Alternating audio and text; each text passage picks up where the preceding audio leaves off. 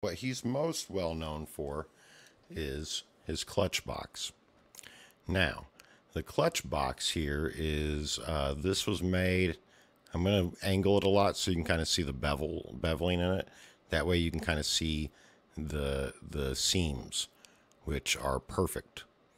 I've seen a video of him doing these spiral facades where he does it with tweezers. Now this is cocobolo and ebony mixed here, and the frame itself is bubinga. Now, you might think that these are like impossible to come by, and you'd be somewhat right. These especially, because this variation here, I think there's only 10 or 11 of them.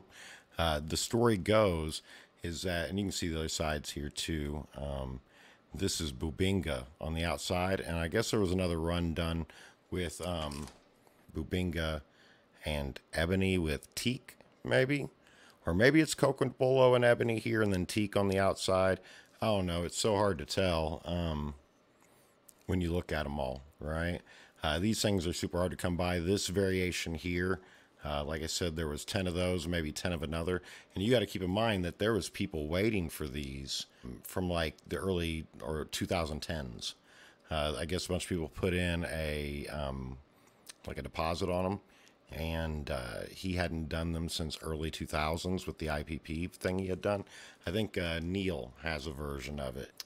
Didn't make them for a while there. I guess he went sailing. I've had some collectors tell me that, you know, they got tired of waiting and, you know, pulled their deposits, that kind of thing. This version right here, though, is different from the ones he does now. There's actually several variances on it. As you can see, there's layered paneling here on every side. Some of them are more accentuated, like this face. I'm glad he chose it that way. But some of the starburst sides will have like a flat, yeah, the flat bit here, and then be paneled here. But his new ones, these are all wood. But his new ones have aluminum in them, which I guess makes the puzzling work a lot better. I'll be honest. I've never solved this thing. I know kind of where I'm supposed to go next with it. Well, I know he now makes them. They're 3,500 for one with this spiral, and it will have metal in it, and the joinery will be diagonal.